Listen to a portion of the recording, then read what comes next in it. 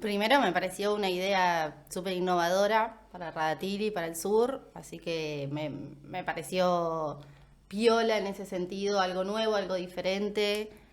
También, bueno, contenta porque son amigos, entonces había que apoyar el proyecto. Eh, y nada, y después cuando me fui como interiorizando en el tema, el esfuerzo que ustedes le pusieron, la buena onda, la predisposición, dije como, bueno, ojalá que tengan los mayores los éxitos.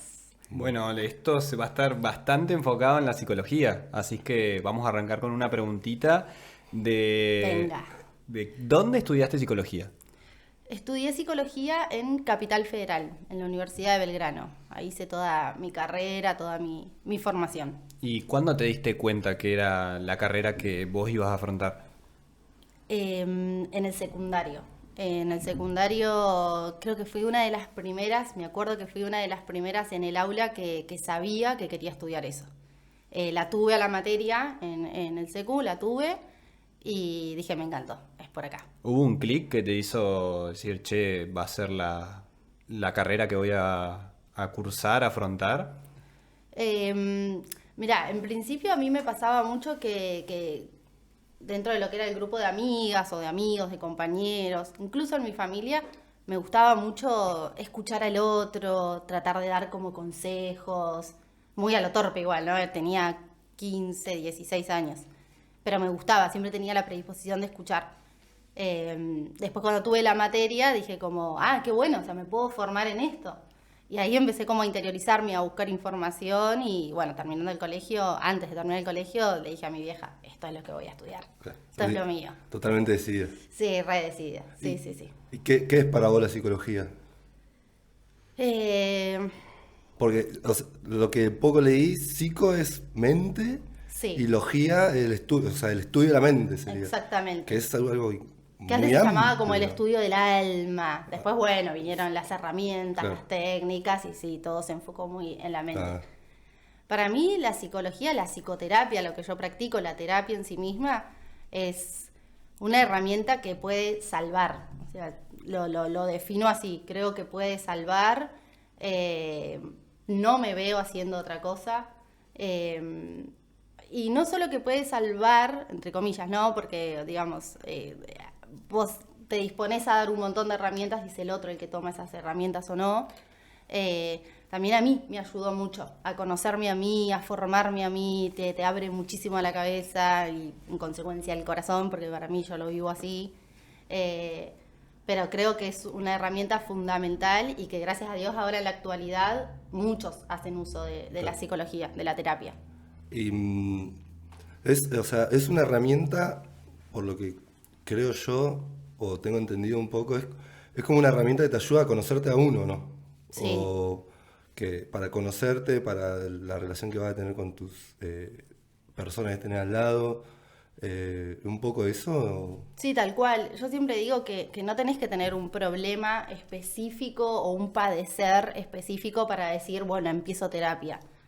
O sea, sí, obviamente que si lo tenés es fundamental y es una gran ayuda, pero si no, puede ser un espacio donde, como decís vos, Yami, te conozcas un montón, adquieras un montón de herramientas, un montón de perspectivas, porque ese espacio se co-construye entre el terapeuta y la persona, donde te podés encontrar vos repensándote en un montón de ámbitos, de lugares, en roles, en vínculos, de una manera diferente a la que a lo mejor venías viviendo o trabajando.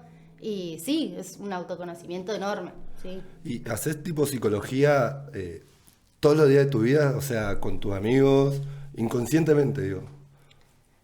O consciente, capaz que no sé. Sí, trato de que no, pero sí, muchas veces me pasa. Me pasa que por ahí alguien me escriba, no sé, el hermano de una amiga, la amiga de una amiga, che, Maca, si tenés un ratito para charlar y por ahí nos vamos a la playa y tomamos un mate o salimos a caminar o lo que sea y psicología entre comillas, porque el encuadre no es, ¿no? Obviamente, no estás en un consultorio privado, un secreto profesional. Si bien doy mi palabra de que no voy a decir nada de eso que yo hable con alguien de Radatili, bueno, no es el encuadre propio, pero sí te encontrás en la diaria escuchando, dando una sugerencia o simplemente escuchando, que eso es algo que aprendí un montón. A veces el otro necesita solamente que ser alojado Claro. en una escucha y eso lo alivia.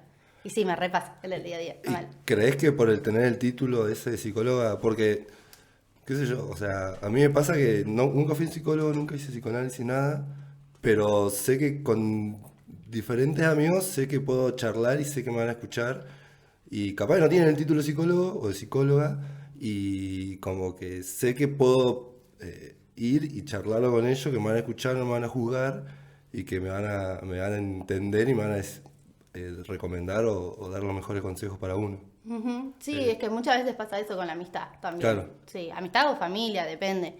Eh, es eso que estás diciendo vos, la escucha sin prejuicios, pero también la dimensión de la palabra, que eso es algo en lo que yo hago foco todo el tiempo. La palabra te puede salvar, la palabra te puede dañar, te puede aliviar, te puede reconstruir.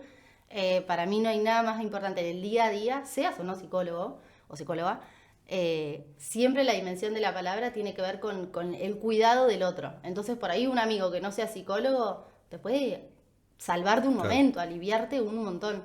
Y eso es importantísimo, entre la escucha y lo que vos digas. ¿El psicólogo va al psicólogo? Sí. Yo hago terapia hace...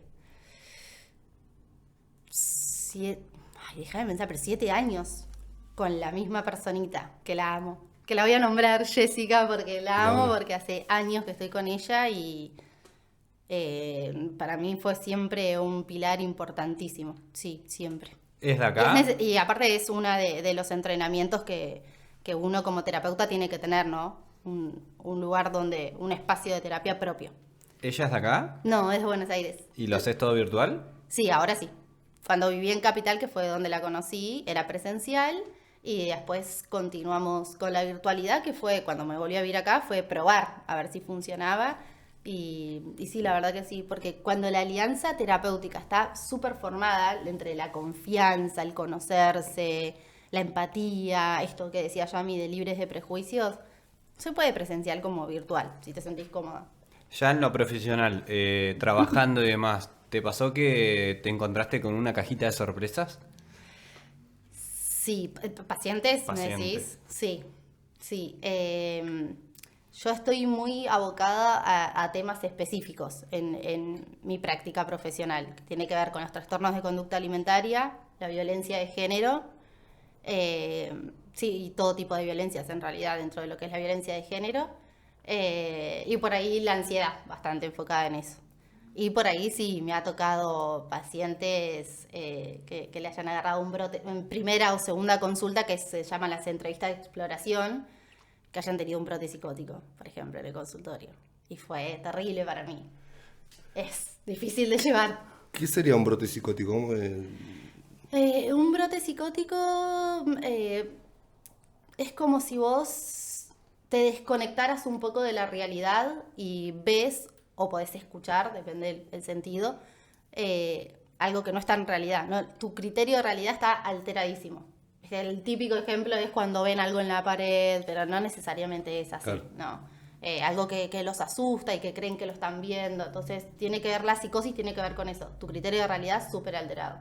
Que tenés pequeñitas señales de, por ejemplo, no sé, si afuera hace frío, caer de musculosa y malla. Ah. Es como, viste, son como pequeñitas señales que vos vas viendo. A raíz de eso, hay un mito que dice que el psicólogo es para locos y es un pensamiento cuadrado de años atrás. ¿Qué pensás sobre eso? Yo creo que justamente la psicosis, que es una de las estructuras psíquicas, son los mal llamados locos, justamente. Mal llamados locos porque es un término despectivo, estigmatizante.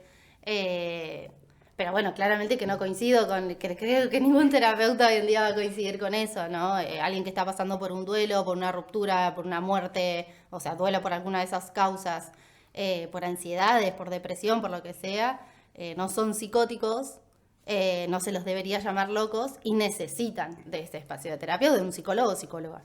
¿Y notás, o sea, por más de tu juventud, de lo que creció la psicología?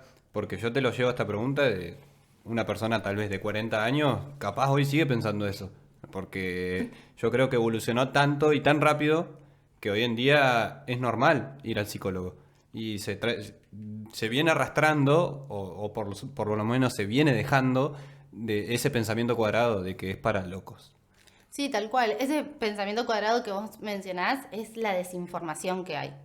Obvio que evolucionó un montón, sí, coincido con vos que eso cambió muchísimo, pero yo siempre trato de ver un poquito más allá. Viste, por ejemplo, no sé, tu viejo, tu abuelo, que lo ves mal, triste, siempre enojado, malhumorado, le recomendás una terapia de repente y te dice, no, eso es para locos. Suele ser como la primera frase, Claro. ¿eh? Yo siempre trato de ir un poquito más allá y digo, cuánto dolor que por ahí hay dentro, o cuánto sufrimiento, que es más fácil descartar con uno de esos para locos que decir, afronto esto que me está pasando, y más allá de la generación y todo, ¿no? Pero me parece que va un poquito también por ese lado. No tengo todavía como la capacidad de afrontar esto que me está pasando, que me están recomendando esto, entonces descarto con una frase así. Claro. O yo puedo solo, ya se me va a Yo creo, pasar. yo creo que es más por eso, como diciendo, yo puedo solo, no necesito de nadie, o sea, despectivamente diciendo que el psicólogo no sirve, digamos. O sea, como diciendo, yo puedo, no necesito de nadie más. Exacto, sí. Nombraste muchas veces la palabra ansiedad, y es una palabra que está un poco de moda. No todo es ansiedad, es Claro, lo primero que pero voy a decir. primero, ¿qué es la ansiedad y cómo darse cuenta si uno está sufriendo de Mi eso? ansiedad. Yo diría dos cosas sobre la ansiedad, dos o tres principales. Ansiedad tenemos todos y debemos tenerlo porque es funcional. Salvo que, y ahí me explayo, pero la ansiedad, para definirlo, es un estado de alerta. A uno le sirve para sobrevivir, para llevar el día a día. ¿No? En caso de que pase alguna situación medio estresante, ese estado de alerta a vos te sirve para resolver, ¿no? Ahora, ¿qué pasa? Entonces, ahí está siendo una ansiedad funcional. Eso se vuelve disfuncional, para no hablar en términos de normal o anormal, eso se vuelve disfuncional cuando todo el tiempo estás así. Y cuando todo el tiempo estás pensando en el futuro y te estás imaginando escenarios posibles. Y por ejemplo, yo ahora estoy con ustedes dos acá charlando en una entrevista súper linda y yo estoy pensando qué voy a hacer después, qué plan, siempre estás en ese estado de alerta de, ahora estás acá. O hay personas que también les pasa que siempre vuelven al pasado. Lo que hice, lo que no hice, lo que pude haber hecho, lo que me dijeron y no respondí. Esa culpa ahí del pasado también se vivencia como una ansiedad disfuncional. Y siempre que vos experimentes eso, de manera disfuncional, como digo, primero hay muchos síntomas físicos y también los cognitivos, que es esto del pensamiento, ¿no? Los físicos es taquicardia, estás siempre inquieto, nervioso, dormís mal, no comes porque tenés falta de apetito, o al revés, te comes todo. Esos síntomas que empeoran tu calidad de vida, tiene que ser una señal. Claro. Sí, ¿Es por lo que más va la gente hoy al psicólogo? sí. Eso y depresión. Son los dos trastornos emocionales, así los llamamos, que más causas hay actualmente. Y los TCA, y los trastornos de conducta ¿Lo alimentaria. detectás enseguida? Con una buena entrevista, explorando bastante el día a día de la persona y por ahí un poquitito los últimos meses, sí. Cuando ya tenés un entrenamiento, una cancha, te das cuenta. Sí. O sea, en una primera sesión, Sí. ya vos hoy te sentís preparada para decir, che, te saqué, o por lo menos la ficha de que un poco de ansiedad hay. Hago como una cierta hipótesis. Creo que podemos andar por este lado. Pero sí, con una entrevista de horita y cuarto, donde explorás bastante, sí, te podés. ¿Van de la mano la ansiedad y la depresión o...? Muchas veces sí. Sí. Muchas veces sí. Sí. Si no pueden ir separados, pero muchas veces sí. Sí. Porque el que está experimentando tanta ansiedad puede llegar a deprimirse. Claro. Por todos estos síntomas Claro. que no lo dejan vivir bien, terminan con el aislamiento, no querer participar de las áreas comunes de su vida. Pueden convivir los dos. Y para la depresión o para la ansiedad, ¿qué recomendación o herramienta les podés llegar a dar a esa persona que capaz está escuchando y dice, mirá, yo todo el tiempo estoy pensando en el futuro, qué voy a hacer después, y capaz dice... Sí, es difícil en una generalidad, porque Claro. si bien están estos síntomas físicos o cognitivos comunes a todos, algo que quiero aclarar un poquitito es, si vos tenés insomnio a la noche, no significa que tengas ansiedad. Tenés que tener insomnio, esto y esto. ¿Se entiende? Una cierta serie de criterios para decir, vamos por acá. Porque es como decir el que toma birra viernes y sábado con los amigos y no tiene una adicción al alcohol. ¿Se entiende? No, se necesita mucho más para hablar de un diagnóstico. Eso primeramente. Principalmente va a ser básico, no te voy a decir, hacer una consulta con un terapeuta, sí o sí, para descartar, porque también puede venir por otro lado. Y después siempre digo esto, ¿no? Como hacer foco en tu día a día, revisar de tu día a día qué cosas a vos te despiertan estos síntomas o no, o te hacen estar más estable. Y eso es autoconocimiento, eso es revisarte a vos mismo. Después sí, podés hacer deportes, que eso ayuda un montón a descargar síntomas físicos. Hay quienes practican otras disciplinas como yoga o meditación, que está buenísimo. Algo muy simple que podés hacer en tu casa es hacer respiraciones de noche, antes de dormir o a la mañana ni bien empieza el día. Tomar mucha agua, está comprobado científicamente que tomar mucha agua nivela los niveles justamente de ansiedad. Pero bueno, puede no estar siendo ansiedad y está bueno que un profesional te diga si estás en esa o no. Claro. ¿Cómo es salir de un día de consultorio lleno, cargada, con esas energías, esas vibras, te la transmite el paciente también? Esa pregunta me la hacen mucho y es re linda. La verdad que no. Alguna que otra vez me han dicho como, qué mala vibra, ¿no? Como escuchar a 10 personas en el día, qué mala energía. Y no lo vivo así. Para mí es cada persona que va ahí tiene un padecer distinto. Y si no es un padecer, si no es un sufrimiento, algo están queriendo resolver. No lo veo como que van a propósito con esa mala leche, viste, a hablar de cierta cosa. Entonces lo tomo como con mucha seriedad. Sí te puede pasar, como decís, Nico, de salir abombado de tanto que escuchás.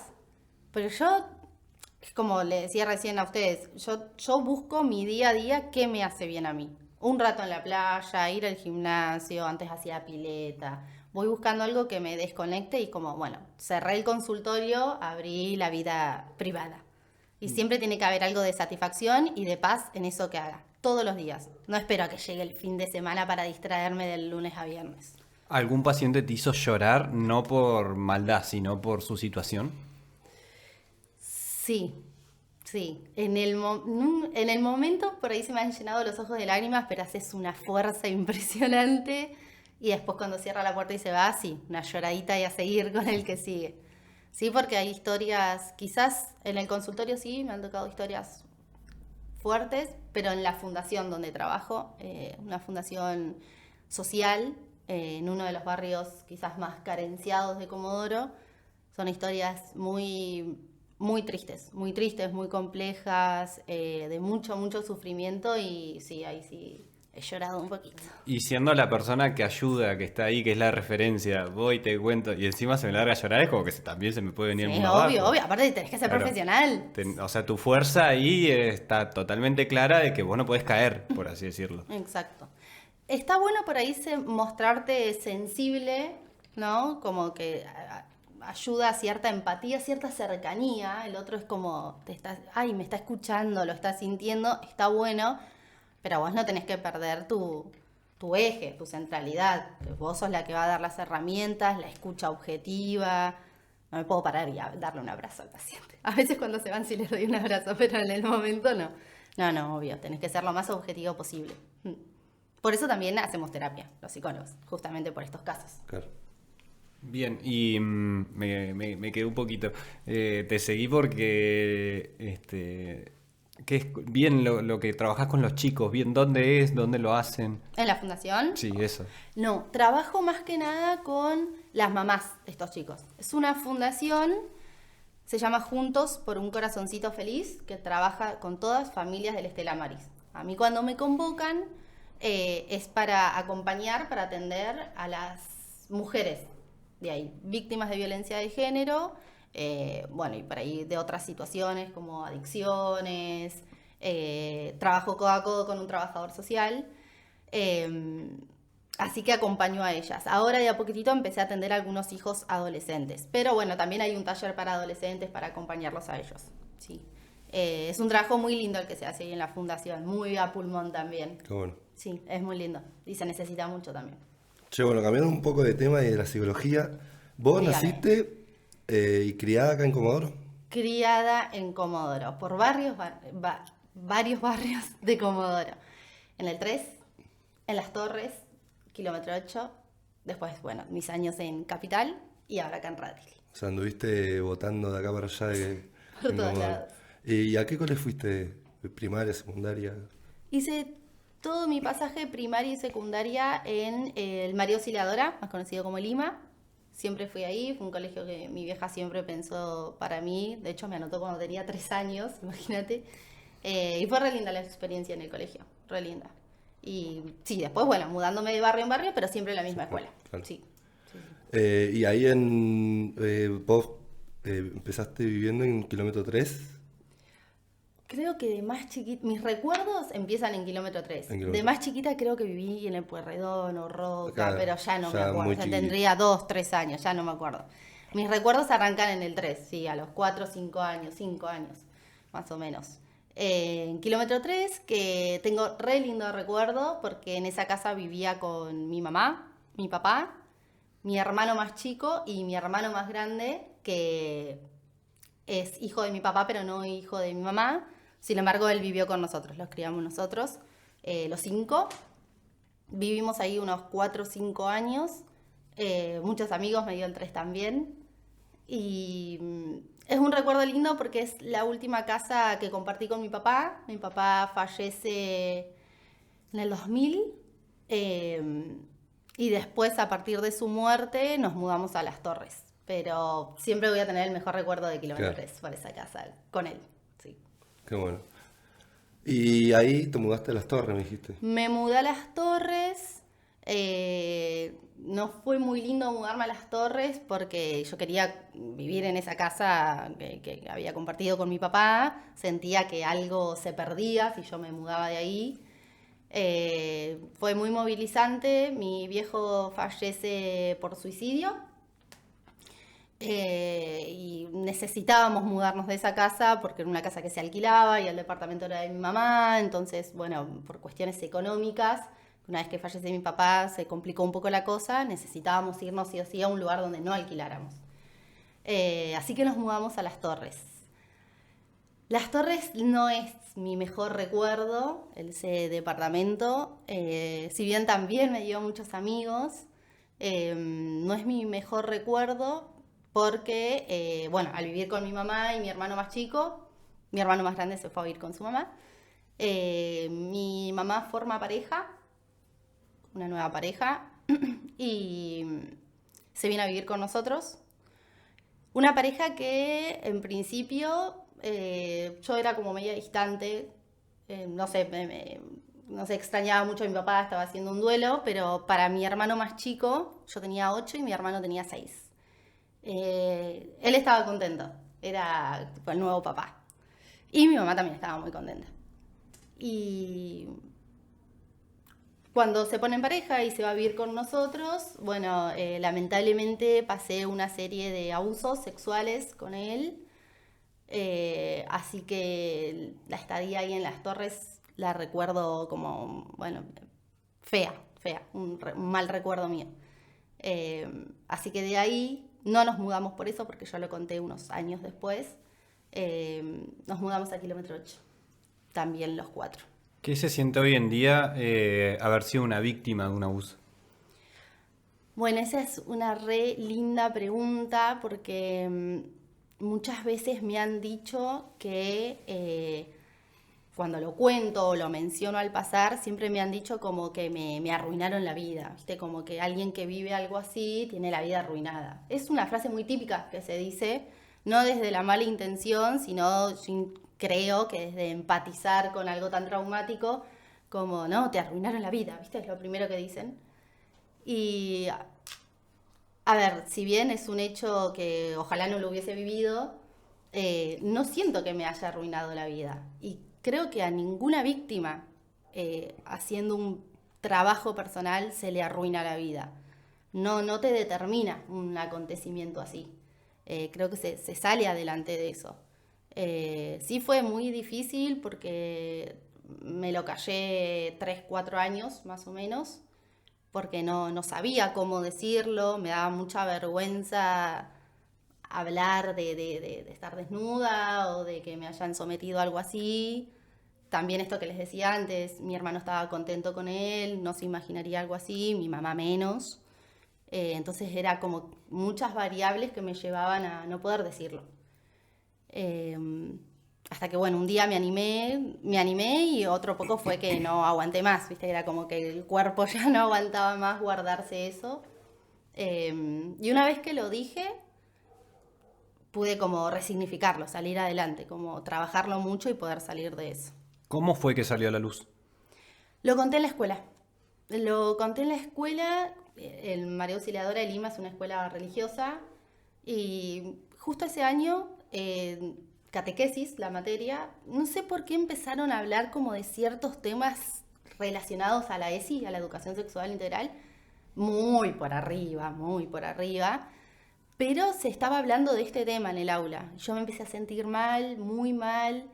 Dije que estaba descompuesta, que me quería ir al patio y una compañera mía, amiga también en ese momento, me dice, yo te acompaño. Entonces salimos las dos y ella me insistía, Maca, algo te pasa, Maca, estás cambiada hace tiempo, yo había bajado mucho las notas en el colegio, decime qué te pasa. Entonces, esto también es un mensaje importante para dar, esto de que cada uno lo cuenta cómo puede y cuándo puede. Entonces yo a ella le dije que el novio de mi mamá hacía algo malo. Ustedes piensen que los abusos empezaron cuando yo tenía 9 años y lo conté a los 12. Los 12 y los 9 de antes, cuando no había tanta información. Claro. Entonces yo le dije que hacía algo malo y creo que también me animé a decirle como que lo había visto desnudo y a mi mamá cuando se lo tuve que decir le dije algo parecido. Y ahí ella lo entendió, perfecto, porque me conocía también mucho aparte. Y un chico lo escuchó, que estaba ahí cerca, escuchó lo que yo le estaba contando a esta compañera, y fue este chico que se lo avisó a la directora. A mí me retiraron de la escuela por el supuesto dolor de panza, me retiró mi mamá, y mientras este chico se lo contaba a la directora de la escuela, yo se lo contaba a mi mamá yéndome a mi casa. Fue un alivio enorme poder decirlo. Yo lo único que quería era que él se vaya de mi casa y gracias a Dios mi mamá me priorizó. Y digo gracias a Dios porque no siempre las mamás creen, las mamás, los padres o al adulto que se lo cuentes, no siempre creen en la palabra de la víctima. Y mamá creyó en mí, ni dudó ni un segundo, con todo lo que implica igual, porque yo no se lo estaba contando del vecino, estaba contando de su pareja. Y lo echó de la casa. Y en paralelo, bueno, como les digo, la escuela hizo la denuncia y, bueno, arrancó el proceso. La última mía de este tema. Sí. ¿Qué le dirías a una persona que sufre de abuso sexual y todavía lo calla? Que elija a la persona con la que se pueda sentir más en confianza y diga algo, lo poquito que se pueda animar a decir, que lo diga. Pero con una persona que la conozca, que se sienta en confianza, que sepa que va a tomar esa palabra que le va a decir. Y que una vez que lo diga, se va a aliviar completamente. Pase lo que pase, va a sentir un alivio que es necesario para poder seguir viviendo y no seguir callándolo. ¿Y en qué quedó esa denuncia? ¿Se denunció? Lo bueno que tuviste apoyo primero de tus viejos, del colegio, sí, y de las personas que tenías ahí cerca. ¿Y se hicieron la denuncia y qué ocurrió? Se hizo la denuncia.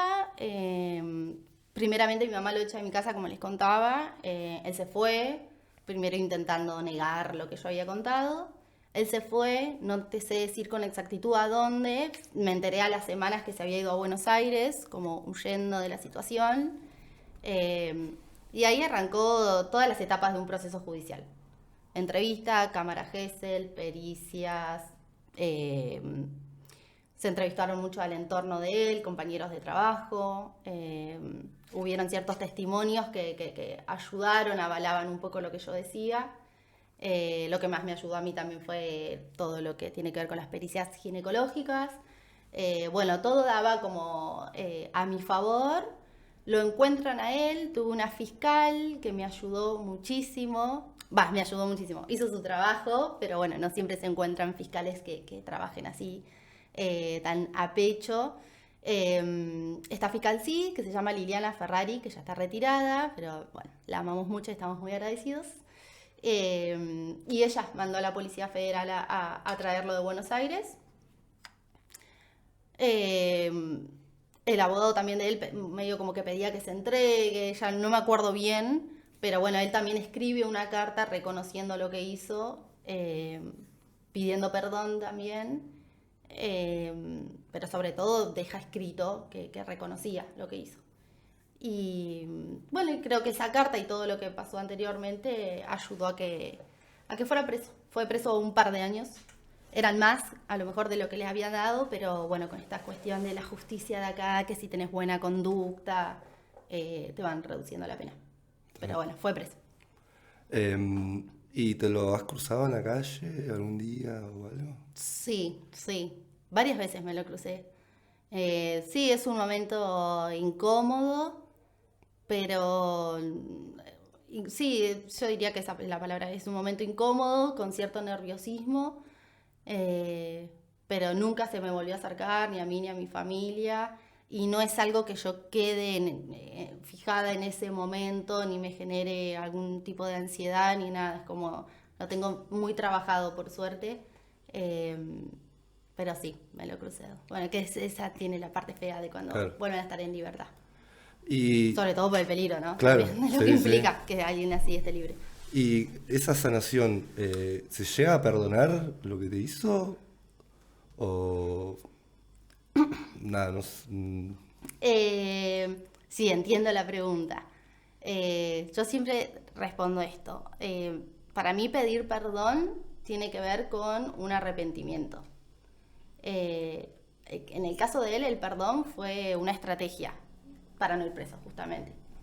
Y además, y esto no es solo en el caso de él, sino en el caso de todos estos perversos, ellos no sienten ni empatía, ni culpa, ni algo que digas, bueno, realmente se equivocó. No es un error, un abuso sexual. Es algo que vos haces a conciencia, es algo que estas personas disfrutan, tienen el goce ahí, ¿no? En esta perversión, en este poder. Entonces creo que no es algo que tengo que perdonarle a él.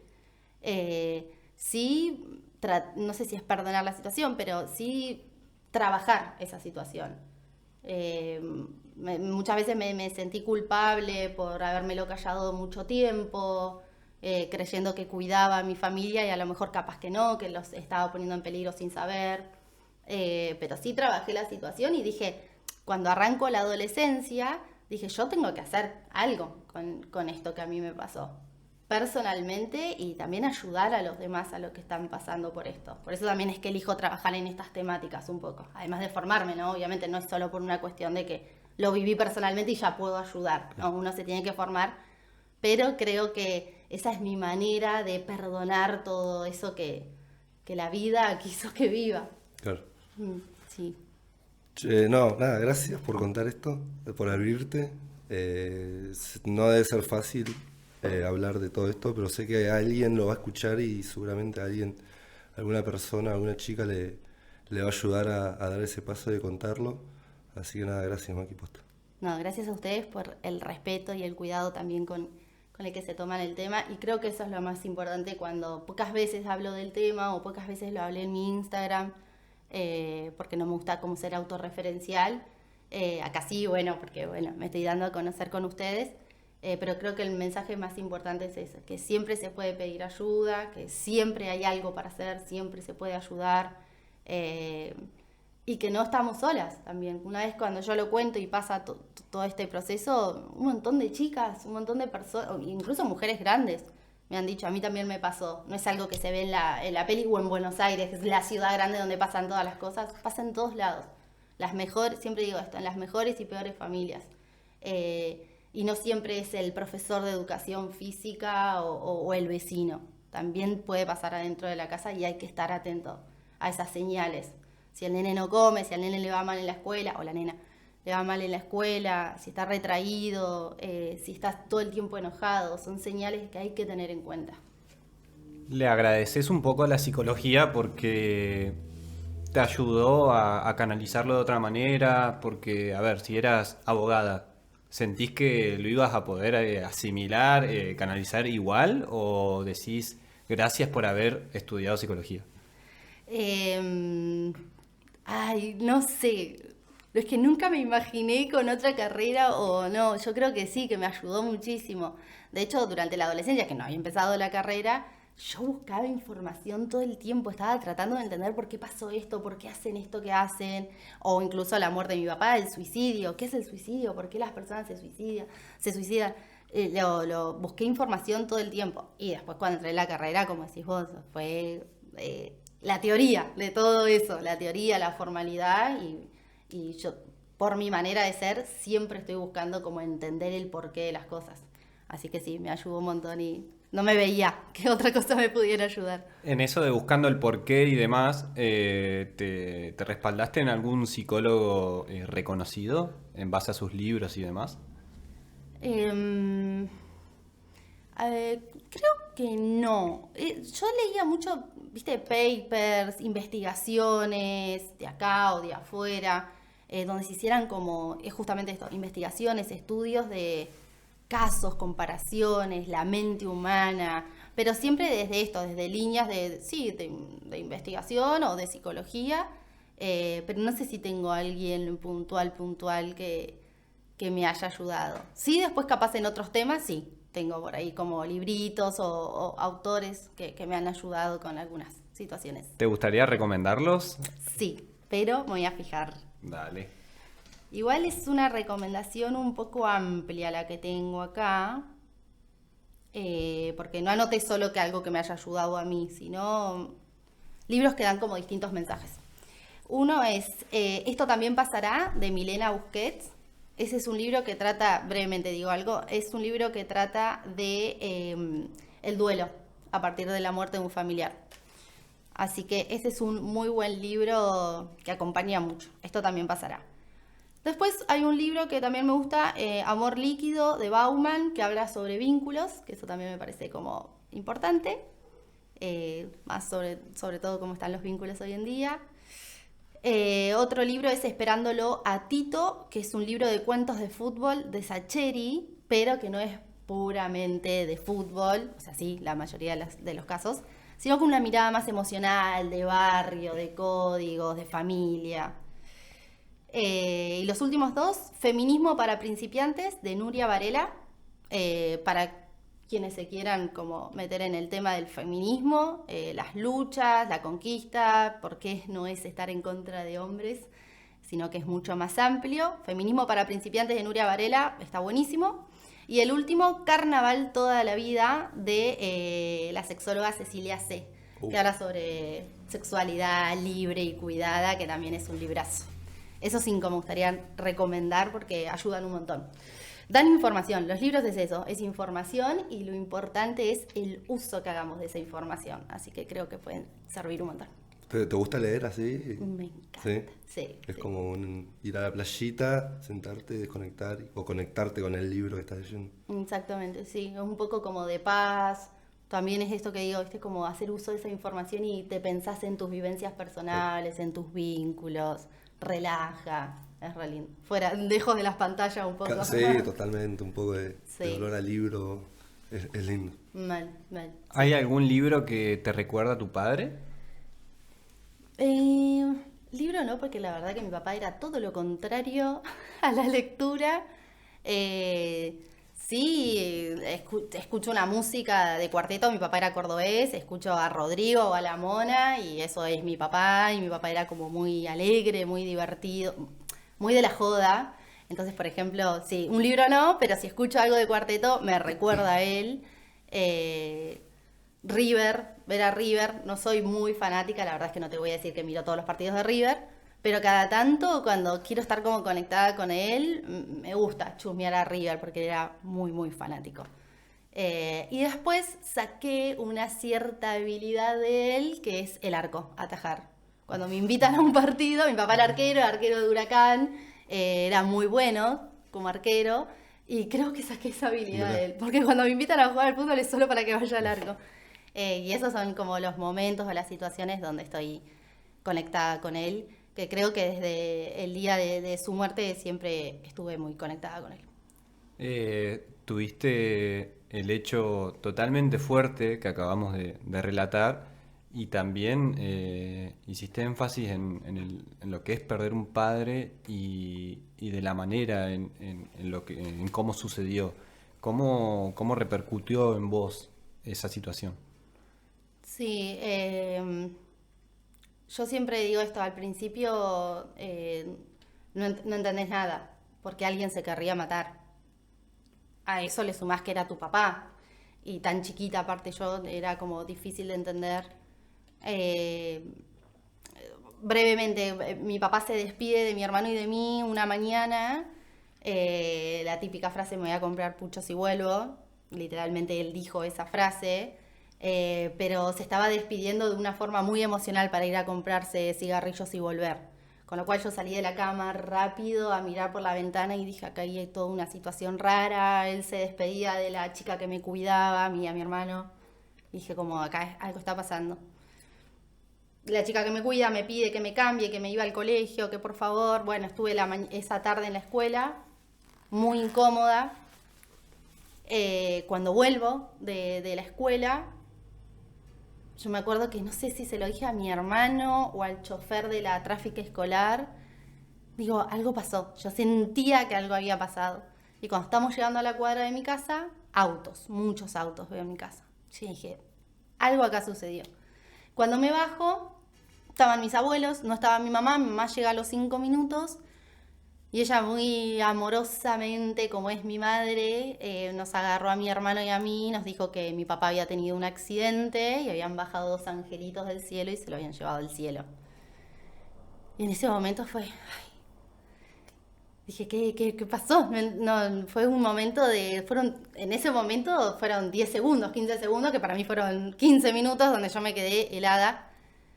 Y, y a partir de ahí fue preguntarme todo el tiempo esto, cómo alguien decide dejar de vivir. Y con el tiempo fui entendiendo que no es que él quería dejar de vivir, él quería dejar de sufrir. Después cuando yo fui un poquito más grande, obviamente mi mamá me contó realmente que no había sido un accidente, sino un suicidio. Yo dije, él quería dejar de sufrir, no quería dejar de vivir. Y no encontraba la manera de estar en paz o de resolver todos estos sufrimientos que él tenía. Que no importa, ¿no? Tuvo una historia muy complicada mi viejo, pero no hay para entrar en eso. Y también, bueno, resolvía muchas situaciones con la violencia. Él se ahogaba mucho en el alcohol, ahogaba sus problemas. Y así lo fui resignificando. Por momentos era contradictorio porque yo decía, pucha, voy a cumplir los 15 y no va a estar mi papá. Veía a mis amigas con sus papás en los actos y él no estaba. Pero siempre tuve por prioridad pensar esto. Él sufría y encontró la paz así. Y también fue otra de las situaciones que yo dije, algo tengo que hacer con esto. Porque hay otras salidas que no sea la muerte para el sufrimiento de uno. Así que eso, sí, por momentos es triste y lo extraño, o extraño, a esta altura ya extraño más que nada lo que hubiese sido tener un papá. Pero después trato de darle las herramientas a quienes todavía pueden salvarse de eso. Yo solamente tengo palabras de agradecimiento y la verdad, el valor, lo que te pasó, poder contarlo con una naturalidad y así como te golpeó la vida, terminar siendo la persona que sos, yo sinceramente quiero agradecerte por lo que generas en nosotros, en las amistades, en Radatili. Eh, un pueblo chico que te admira, sinceramente. Todas tus palabras, esto que dijiste, a alguien más le va a llegar, como dijo Yamil. A alguien más vas a tocar y tal vez te digan, hola Maca, ¿puedo hablar con vos? Por tu profesión. La vida te golpeó y hoy estás acá diciéndolo con una sonrisa, con tu carisma y solo quiero agradecerte por las palabras y como dijiste toda tu breve historia y te salió perfecto, amiga. Muchas gracias.